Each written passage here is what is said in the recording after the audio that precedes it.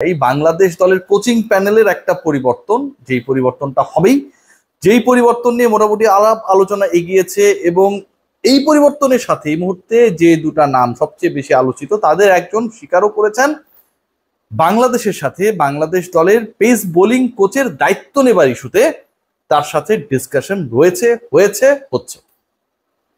ওমর গুল নাকি Allan Donald Bangladesh pace bowling ইউনিটের নতুন দায়িত্বে কে আসবেন?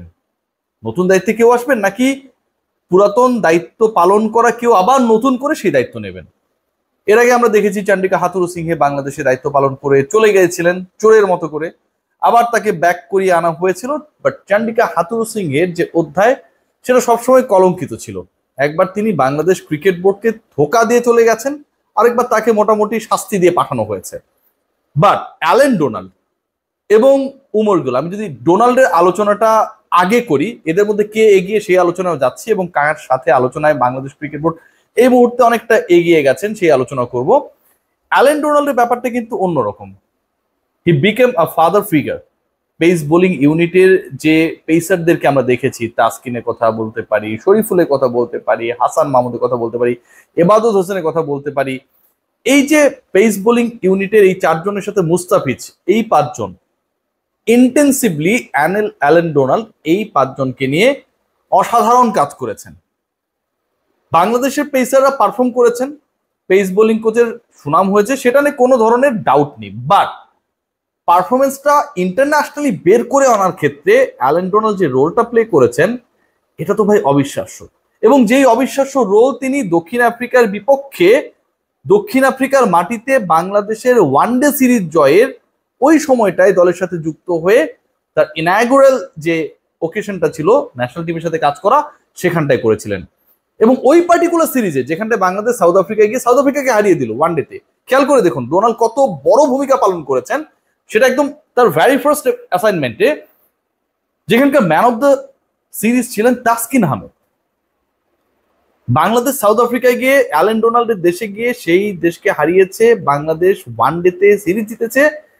একজন পেস বোলিং কোচ সেই পার্টিকুলার সিরিজে জয়েন করেছে দলের সাথে এবং একজন পেসার সিরিজে সেরা হয়েছেন। That was the beginning of the magic of Allan Donald.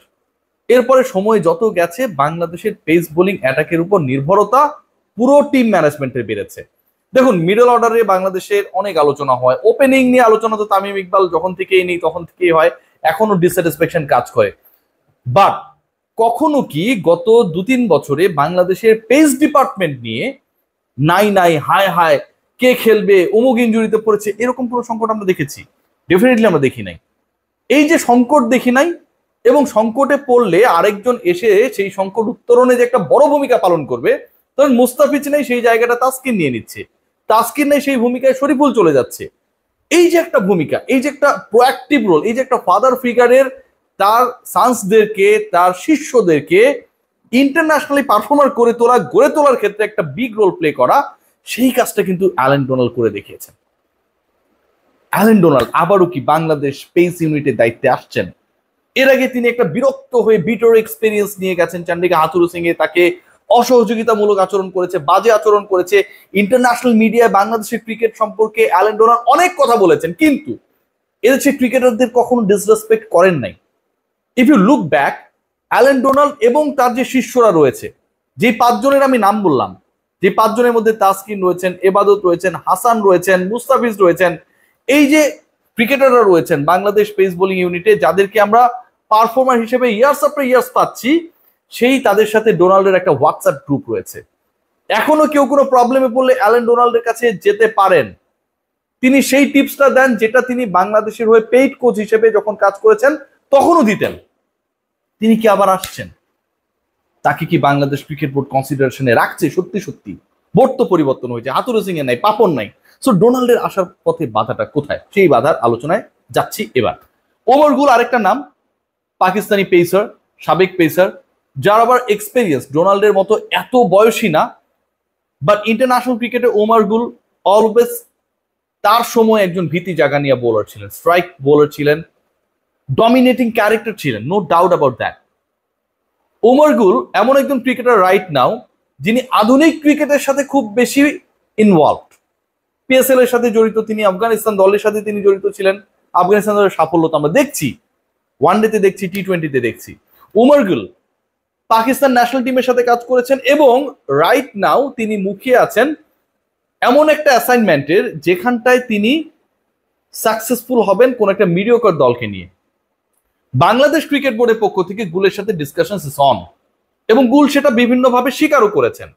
ডোনাল্ডের ব্যাপারে এখন পর্যন্ত আমরা বিসিবির তরফ থেকে কোনো ক্লারিফিকেশন না পেলেও ওমর গুলের ব্যাপারে যে Bangladesh cricket board is very much interested সেই ব্যাপারটা কিন্তু প্রকাশ্য। এই দুজনের মধ্যে বাংলাদেশ ক্রিকেট বোর্ডের আগ্রহের জায়গাটা হচ্ছে উমর গুল। কেন? দুটা কারণে।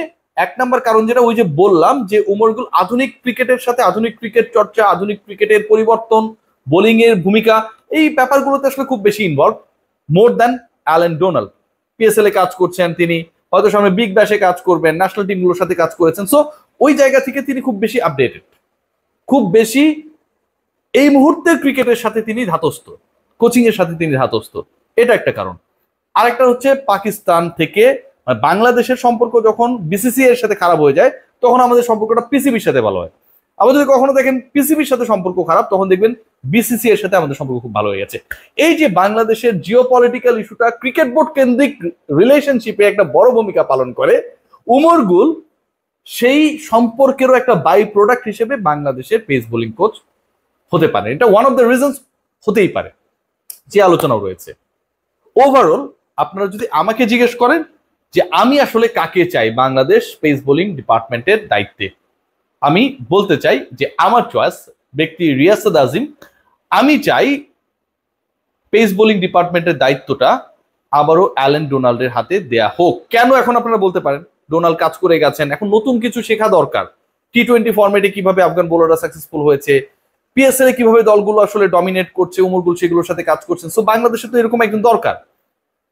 শুনেন, একজন কোচ অনেক দামি হতে পারে, অনেক ইনভলভ হতে পারে বিভিন্ন ফ্র্যাঞ্চাইজির সাথে, অনেক এক্সপেরিয়েন্স হতে পারে, but end of the day তিনি যদি তার শিষ্যদের সাথে তার আন্ডারে যারা কোচিং করবেন এবং যাদের নিয়ে তিনি কাজ করবেন কমফোর্টেবল না হন, রিসিভিং ক্যাপাসিটি যদি পার্টিকুলার একজন কোচের কাছ থেকে তার শিষ্যদের প্রপার না হয়, ইন্টারপার্সোনাল রিলেশনশিপ বা রেপো বিল্ড আপের জায়গাটায় যদি একটা গ্যাপ থেকে যায়, big names can't do anything, কিচ্ছু করতে পারে না। জেসন গিলেস্পি বিশাল নেম, অনেক বড় নেম, পাকিস্তান দলের দায়িত্ব ছাড়ার পর বলেছেন আমার পাকিস্তানে কোচিং করানোর একদম শখ মিটে গেছে, সিরিয়াসলি বলেছেন। So big names doesn't give you the guarantee for having success. আমি মনে করি যিনি বাংলাদেশের পেস বোলিং ডিপার্টমেন্টকে বদলে দেবার ক্ষেত্রে একটা বড় রোল প্লে করেছেন সেই ডোনাল্ডই হতে পারেন বাংলাদেশের নেক্সট পেস বোলিং ডিপার্টমেন্টের গুরু। বাট বিসিবি খুব বেশি ডোনাল্ডকে চাচ্ছে বলে মনে হচ্ছে না। সবাই ভালো থাকবেন, টেক গ্রেট কেয়ার।